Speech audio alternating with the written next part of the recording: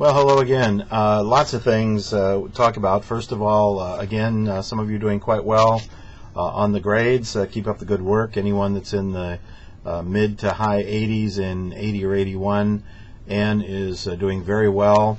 Those of you in the 70s, mid 70s to high 70s, you're very close too. Keep up the good work.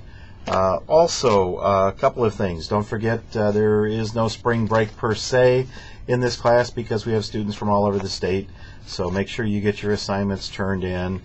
You need to be doing your service learning projects. Make sure those have been approved. Get that taken care of. Lots of stuff happening. I read with interest some of the things that you posted in the discussion board about plagiarism. And I want to talk a little bit about that because there were more than a couple of you that said some variation of paraphrasing was not plagiarism. I beg to differ. You want to be really careful about that because whether you put a quotation mark around it or whether you take a quote and take a word or two out and put in a word or two of yours, technically that is still plagiarism. Now, I don't want to get into a lot of detail in this, but for instance, there's something called global plagiarism, which is when you lift everything, word for word. And then there's something called patchwork plagiarism, where you take a couple of different sources and you patch it together, but it's still plagiarism. You took a little bit from here, a little bit from there. While I'm on that, a couple of you hit on something that give away a secret. Some of your teachers will take pieces from your electronically submitted papers and put quotation marks around them and go to a search in Google. That's the way they catch a lot of plagiarism, because they actually take something from a paper you submitted, run it through Google, and you'd be amazed how fast Google will come up with something. Another kind of plagiarism is something that is called incremental plagiarism, and the book definition is that you have the situation where in incremental plagiarism you don't take the speech as a whole, but you take parts of the speech, and that's still plagiarism. Now, I have opened up something for you. Some of you made reference to it. There's a thing called Turnitin, which is used in some colleges. We used to have it here. Now we use SafeAssign. If you'll go to the resources section now on the online in the internet part of the class, you can go there and go to the resources, and you'll see something called SafeAssign. Now, the reason I want to talk to you about that is because you can run a paper through SafeAssign, and it'll tell you even what the sources are of some of the things you've used and how much plagiarism may be there. Now, I'm going to give you a word of caution. When you use SafeAssign, you run a paper through. I think I have it set so it's draft only, which means it doesn't go anywhere else. But in some classes, excuse me, if you run a paper through SafeAssign and then make some corrections and run it through again, it will actually compare the second draft to the first draft. And it could show you that for the most part your paper is 100% plagiarized, but it'll tell you it was plagiarized from, which should show you that it was your own paper.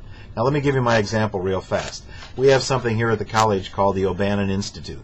I was asked to write a real brief, one-paragraph summary about Frank O'Bannon, governor of the state of Indiana.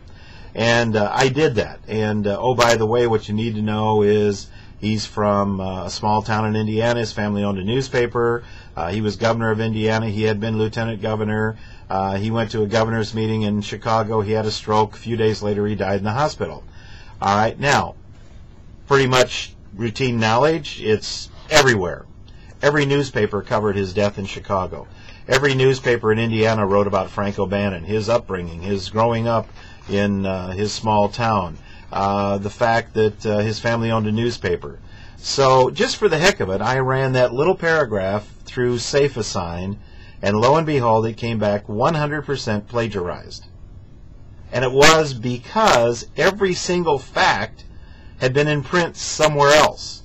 So when you run through SafeAssign, it's not only going to check for word-for-word quotations, it's going to check for paraphrased kinds of things and find that it's been fairly commonly lifted from other things. But keep in mind that when you're writing about something that is very, very well known, then it's going to be very hard for you not to say something that somebody else has already said, especially if it's in an obituary kind of thing.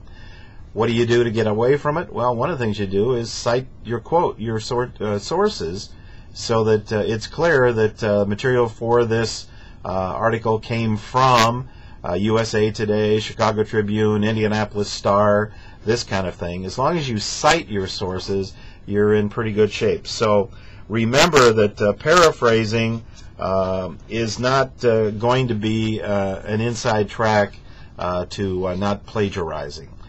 So take a look at SafeAssign, run a paper through it, run a paper through it that you've written for me, and see what it says. You should be real clean on that kind of a thing.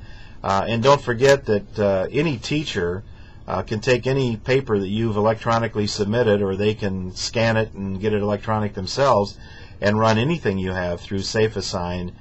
So that's why you always want to be a little careful about plagiarism. I hope you have a great week. The weather's supposed to get a little nicer in the upper 50s, and I'll look forward to talking to you next week.